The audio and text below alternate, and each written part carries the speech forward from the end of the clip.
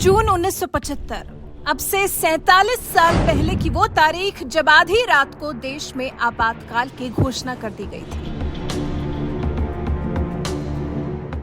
भारतीय राजनीति के इतिहास से जुड़ा ये वो काला अध्याय है जिसे कोई भूलना भी चाहे तो भी नहीं भुला सकता। यही वो तारीख थी जिसने देशवासियों के मौलिक अधिकारों को उनसे छीन लिया था, अभिव्यक्ति की आजादी को छिन्न भिन्न कर दिया था, जीवन के अधिकार को छीन लिया था।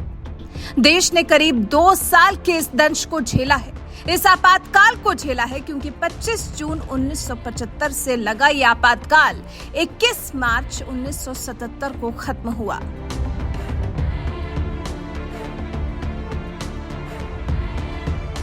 पूरे 21 महीने तक यह आपातकाल का दौर देश ने देखा।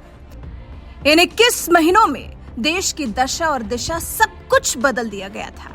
हालांकि इस दौरान देश पर मर मिटने वाले नेताओं और देश को मिटाने की मंशा रखने वाले नेताओं के बीच का अंतर भी लोगों ने अच्छी तरह समझ लिया था।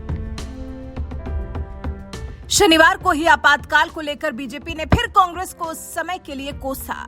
देश ने उस वक्त जो कुछ झेला कांग्रेस को याद दिलाया गया और फिर प्रधानमंत्री नरेंद्र मोदी ने भी आज अपने मन की बात कार्यक्रम में आपातकाल का जिक्र किया।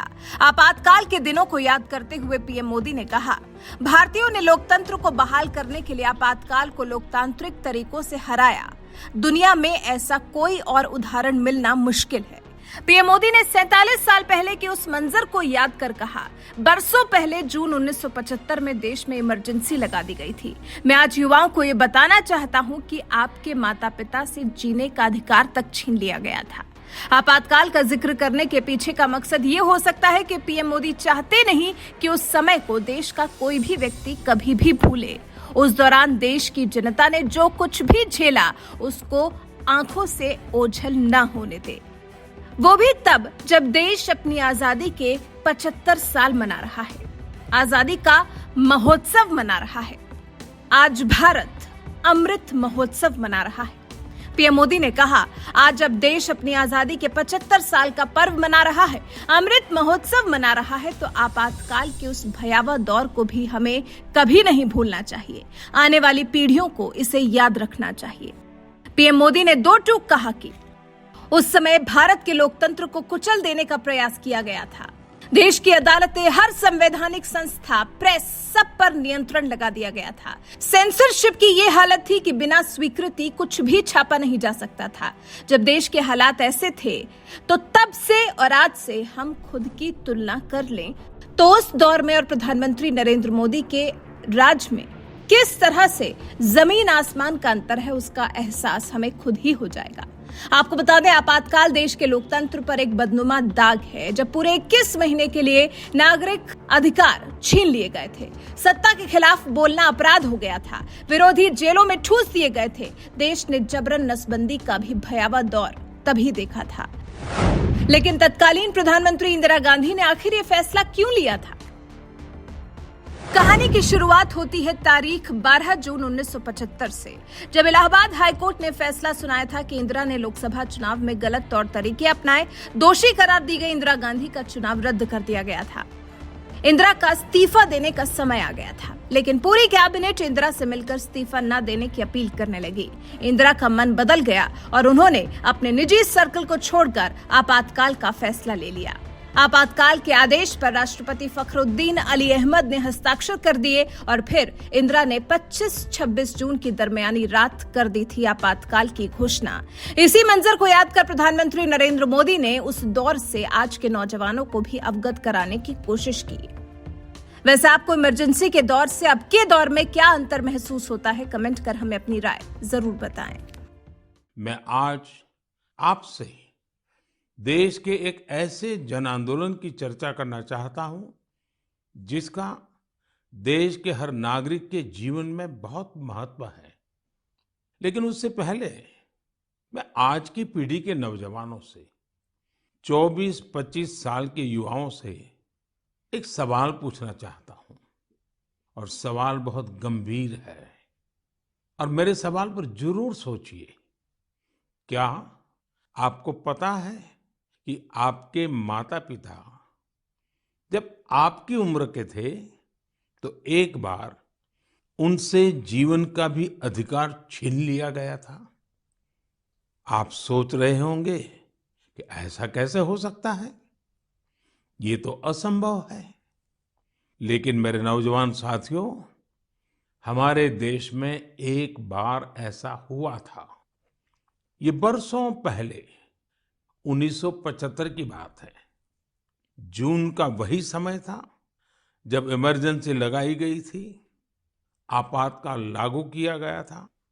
उसमें देश के नागरिकों से सारे अधिकार छीन लिए गए थे। उसमें से एक अधिकार संविधान के आर्टिकल 21 के तहत सभी भारतीयों को मिला, right to life and personal liberty भी था। उस समय भारत के लोकतंत्र को कुचल देने का प्रयास किया गया था। देश की अदालतें, हर संवैधानिक संस्था, प्रेस, सब पर नियंत्रण लगा दिया गया था। सेंसरशिप की ये हालत थी कि बिना स्वीकृति कुछ भी छापा नहीं जा सकता था। मुझे याद है, तब मशहूर गायक किशोर कुमार जी ने सरकार की वाहवाही करने से इनकार किया तो उन पर बैन लगा दिया गया। रेडियो पर से उनकी एंट्री ही हटा दी गई। लेकिन बहुत कोशिशों, हजारों गिरफ्तारियों और लाखों लोगों पर अत्याचार के बाद भी भारत के लोगों का लोकतंत्र से विश्वास डिगा नहीं, रत्ती भर नहीं डिगा।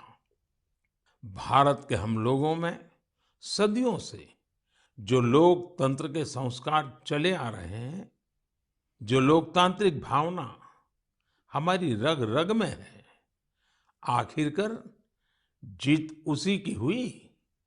भारत के लोगों ने लोकतांत्रिक तरीके से ही इमरजेंसी को हटाकर वापस लोकतंत्र की स्थापना की। तानाशाही की मानसिकता को, तानाशाही वृत्ति प्रवृत्ति को लोकतांत्रिक तरीके से पराजित करने का ऐसा उदाहरण पूरी दुनिया में मिलना मुश्किल है। इमरजेंसी के दौरान देशवासियों के संघर्ष का गवाह रहने का, साझेदार रहने का सौभाग्य मुझे भी मिला था, लोकतंत्र के एक सैनिक के रूप में। आज जब देश अपनी आजादी के 75 वर्ष का पर्व मना रहा है, अमृत महोत्सव मना रहा है, तो आपातकाल के उस भयावह दौर को भी हमें कभी भी भूलना नहीं चाहिए। आने वाली पीढ़ियों को भी भूलना नहीं चाहिए। अमृत महोत्सव सैकड़ों वर्षों की गुलामी से मुक्ति की विजय गाथा ही नहीं, बल्कि आजादी के बाद के 75 वर्षों की यात्रा भी समेटे हुए हैं। इतिहास के हर अहम पड़ाव से सीखते हुए ही हम आगे बढ़ते हैं।